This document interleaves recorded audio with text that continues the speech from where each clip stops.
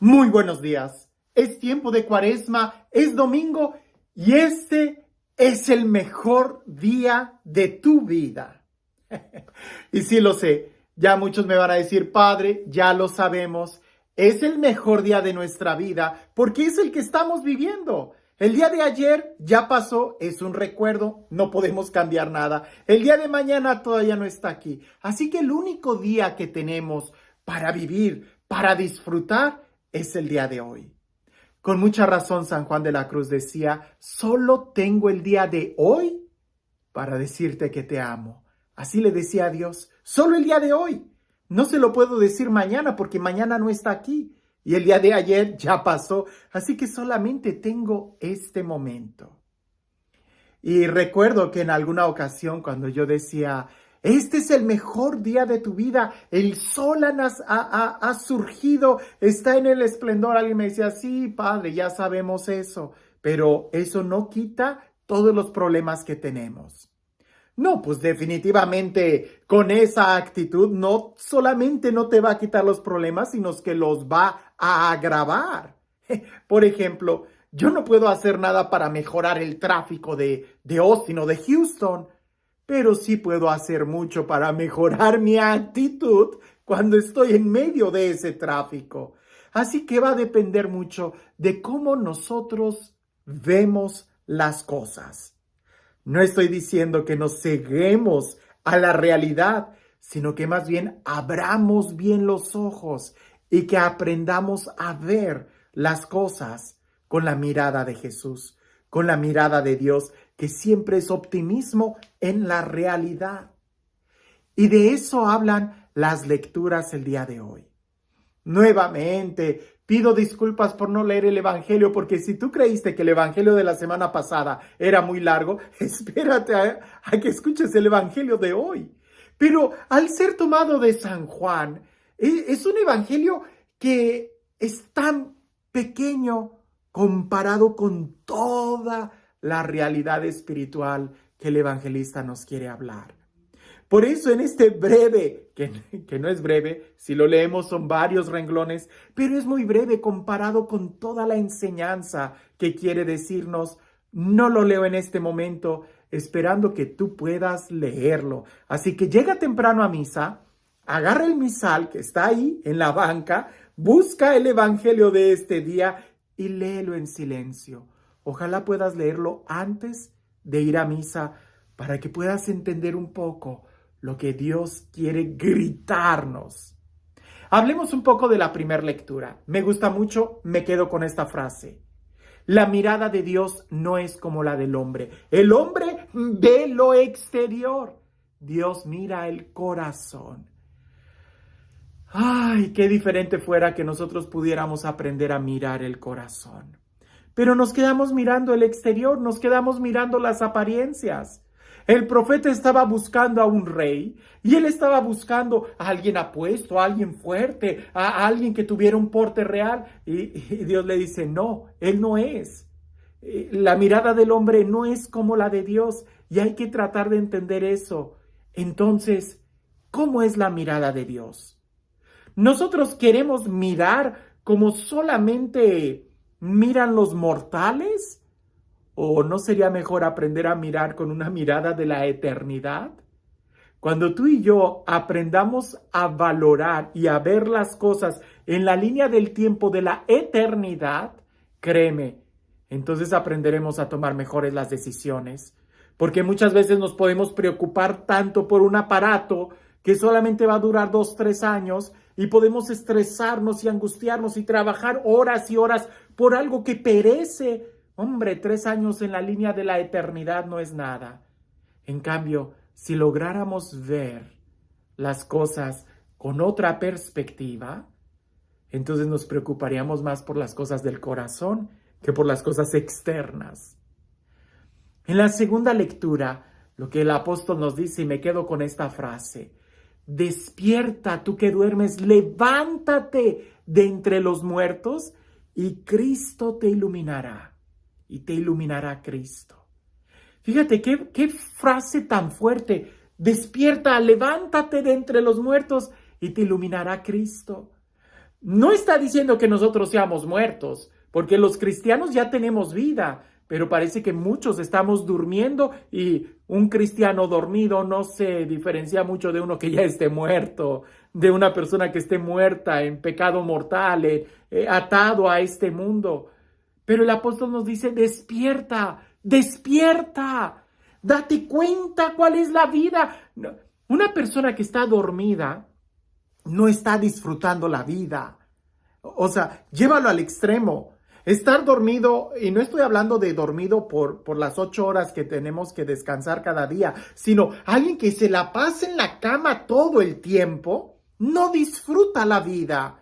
No va ni siquiera a disfrutar el estar ahí en la cama porque entra en una pereza, en un letargo, en algo que la vida se le escapa. No va a poder disfrutar el atardecer, correr, nadar en un río. O sea, se la pasa dormido, la vida pasa y esta persona está dormida. Bueno, parece que el apóstol nos dice, despierten.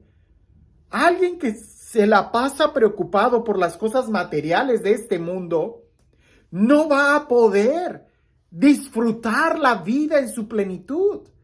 Hay que despertar y darnos cuenta cuál es el verdadero valor de las cosas. Recuerdo, hace poco platiqué con una persona que me contaba que esta persona trabajaba literalmente 7 días a la semana, a veces hasta 2 turnos, no descansaba y así duró por más de 5 años. Yo no me imagino a una persona trabajando todos los días por 5 años. Y él siempre tenía la esperanza de que pues iba a ser promovido, iba a tener un mejor horario. Cuando se dio cuenta que llegó un nuevo empleado y a este nuevo empleado le dieron el mejor horario y no a él, fue cuando se dio cuenta que toda su vida se le estaba gastando en ese trabajo que incluso, supuestamente para vivir mejor, estaba viviendo peor que muchos otros que no ganaban ni la mitad de lo que él ganaba. Se despertó, renunció a ese trabajo, se buscó otro, a lo mejor no gana lo mismo, pero su calidad de vida mejoró. Aquí el apóstol nos está diciendo, despierta, despierta. ¿De qué cosas nosotros nos tendríamos que despertar para poder vivir? ¿Qué cosas nos tienen dormidos y no nos damos cuenta del verdadero valor? Y apenas vamos en la segunda lectura. Y el evangelio, que es el más hermoso, está muy largo. Es la historia de un ciego de nacimiento a quien Jesús sana, y hay todo un proceso de diálogo entre los fariseos y los discípulos y este ciego y los papás del ciego sobre todo este milagro que sucedió ahí. Veamos algunas partes. Los discípulos van caminando y ven a un ciego de nacimiento. Seguramente no tenía ojos, porque era ciego de nacimiento. ¿Cómo se dieron cuenta los discípulos que era un ciego de nacimiento? Pues a lo mejor tenía hundidos los ojos donde no veía. Era evidente que había nacido sin ojos. Y le preguntan a Jesús, ¿quién pecó, él o sus padres, para que naciera ciego? ¿Pudiera pecar antes de nacer? Jesús dice, ni él ni sus padres. Quitémonos esa idea de que Dios castiga. Dios no castiga.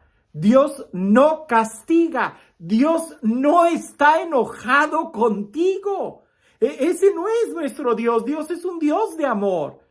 Déjame, me voy despacio porque para muchos se sorprenden cuando digo esto. Dios no castiga. Pero Padre, que en la Biblia dice que Dios sí castiga. Ok. Pensemos por un momento que Dios castigara. El castigo de Dios ya cayó sobre una persona que pagó por nosotros, Jesús. Él es el que recibe la culpa y Él paga por nuestro delito. El día de hoy, en el Nuevo Testamento, seguir con esa mentalidad de que quien pecó, Dios castiga, es algo absurdo. Dios ya pagó nuestro delito, muriendo en la cruz. Bueno, y entonces, ¿por qué hoy hay tanto sufrimiento? ¿Por qué hoy hay tanta enfermedad? Porque esa es otra pregunta. Piensa en esto. Aunque el sol esté brillando en todo su esplendor, Si alguien sale a la calle con los ojos cerrados, vendados y va caminando, esa persona camina en la oscuridad a pesar de que la luz esté brillando. Y no es la culpa del sol que esa persona salga con los ojos vendados. Es la culpa de esa misma persona que no abre los ojos, que no despierta. Pues bien, Dios nos ama, pero habemos muchos que caminamos con el pecado que nos cierra al amor de Dios. No es que Dios nos castigue. Si tú sales afuera con los ojos cerrados, no quiere decir que el sol no brilla para ti. El sol brilla para todos. Y lo dice bien claro el Evangelio de Mateo. Dios hace llover sobre buenos y malos. O sea, Dios a todos nos ama igual. La diferencia es si tú sales con los ojos cerrados, si tú sales con pecado, no vas a experimentar la ternura y la belleza de esta vida. Entonces no es si Dios castiga o no, Dios no castiga. Somos nosotros los que nos dañamos a nosotros mismos cuando vamos con los ojos cerrados.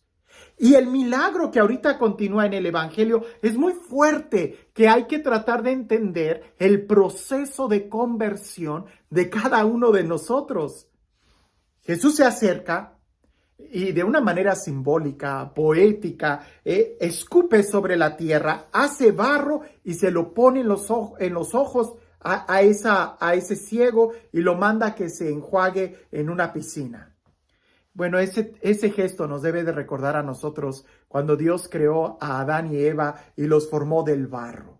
Dios, Jesús, creó unos ojos para él. Este ciego con los ojos pudo ver, pero solamente eso. Le preguntaron, ¿quién te sanó? No lo sé. O sea, el recibir un milagro de Dios no necesariamente significa que lo conoces. Este ciego que ya veía y que la gente se preguntaba, ¿es el mismo que allá que estuvo? ¿Se parece? No, él decía, soy el mismo, ahora ya veo. ¿Pero quién te hizo eso? No lo sé, decía él. Después se vuelve a encontrar con Jesús, lo reconoce y cree en Jesús. Qué hermoso movimiento.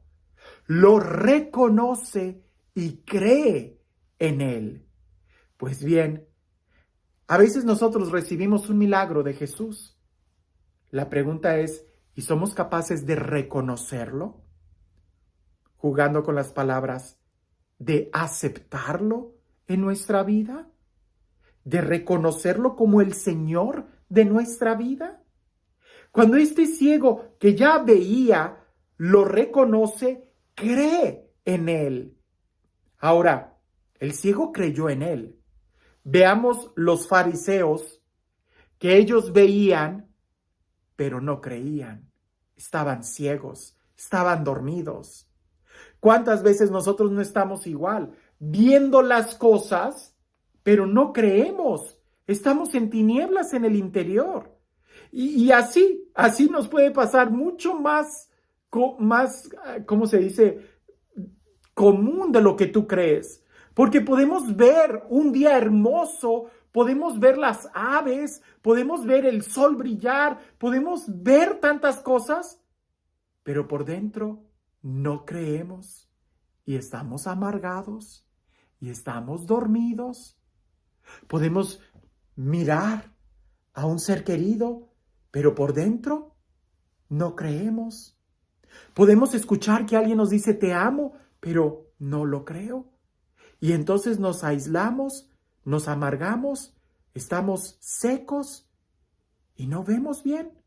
Preferimos ver la oscuridad, las malas noticias, en lugar de realmente creer en Jesús. La mirada de Dios no es como la del hombre. ¿Tú cómo quieres ver? Que con mucha razón el apóstol nos dice, levántate y te iluminará Cristo. Levántate y te iluminará. Y este Dios, el Dios del amor, el Dios de la vida, el Dios que hace nuevas todas las cosas, que sea Él quien el día de hoy nos bendiga.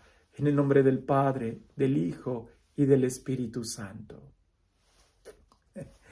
Cuentan por ahí que un burro y un león se hicieron amigos. Entonces, para que el león no se comiera al burro, habían hecho una especie de trato, ¿verdad? Que iban a ir a las cuevas donde había hienas o cabras adentro de la cueva.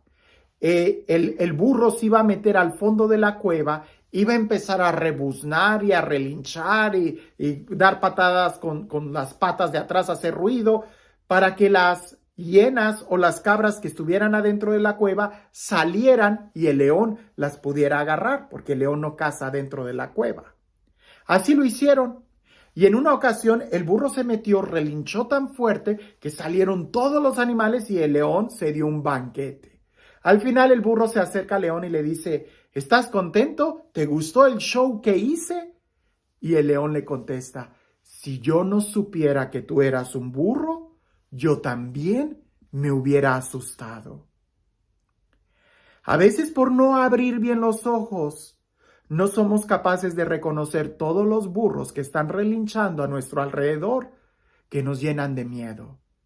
Pero si pudiéramos ver con claridad, seríamos libres. Libres para amar, libres para ser felices y libres con la libertad necesaria que se requiere para tener un encuentro con Dios. El día de hoy, ¿tú ves con claridad? ¿O tu mirada está solo en las cosas materiales que el día de hoy son, mañana ya no existen? ¿En dónde está tu mirada? Que tengas un excelente día.